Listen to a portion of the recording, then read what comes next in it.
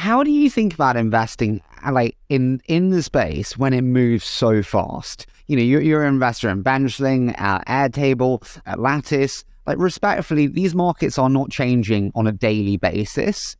They are fantastic markets, but they're not changing on a daily basis. Here, like, I'm making a seed investment in London now, and it's kind of like, let's see what the market's like tomorrow. Like, I don't know what we'll see. They're great founders. So how do you get comfortable with the rapidly changing market like we haven't seen before? There's no magical answer to this, Harry. It's hard.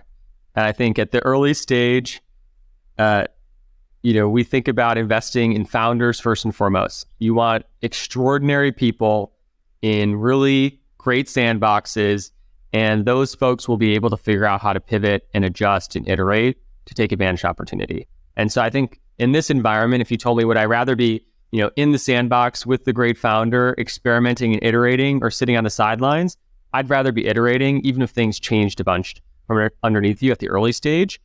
But that said, I think you can't make every investment without knowing what's going to happen. And so some things, there is an obvious, evolution that makes your business less interesting than it was 6 months ago. If you think about where we were on infrastructure companies 9 months ago, there were all kinds of companies branding themselves as ML ops or these end-to-end solutions for AI.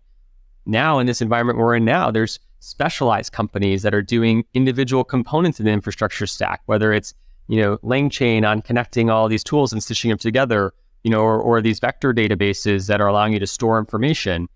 And so things specialize. I think, our reaction just comes, I don't want to keep saying this because I feel like we're being so repetitive on it, but it's not that hard to say, I have a friend and mentor of mine that I spend a lot of time with who says there's only two questions that matter for a company. Who is the customer and what is the product?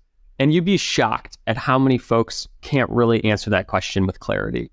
And if you can answer that question with clarity, everything else about the business stems from there.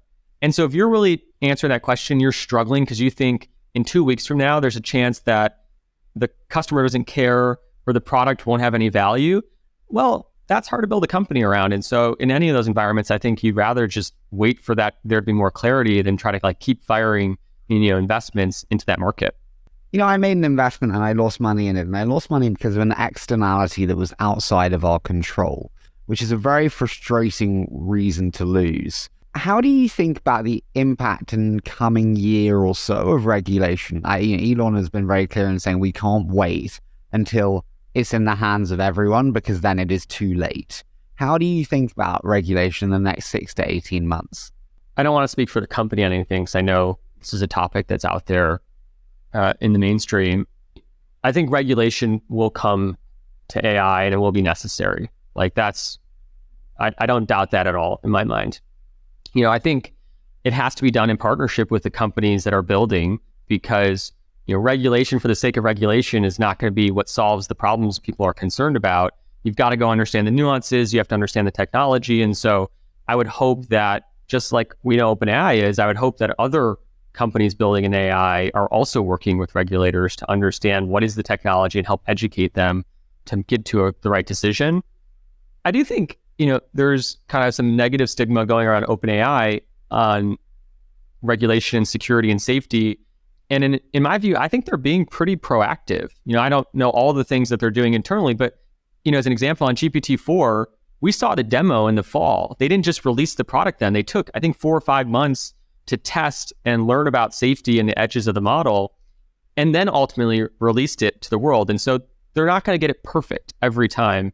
But I do think trying to let people build it and understand it is important. And poorly designed regulation on a technology this early is not going to be effective for anybody. And so, we've got to find the middle ground.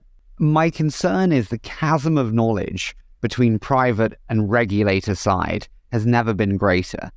How do we set effective regulation when the regulators do not understand so much of the infrastructure and the opportunity? Listen, Harry, I don't know any of the regulators personally on this stuff, and so I don't want to make any generalizations. I think this is, in my mind, this is a solvable problem. There's information out there. There's experts out there. Regulators, I've been impressed with how up to speed they've gotten on crypto, and they've really taken time to learn about it. And sure, they're going to make mistakes, but ultimately, I think that gap is solvable. And so, you just got to start the dialogue between the people working closest on AI and these regulators. And it might take years to get to a solution. So people got to be patient. But, this isn't an unknown. This is something that you guys can work together on.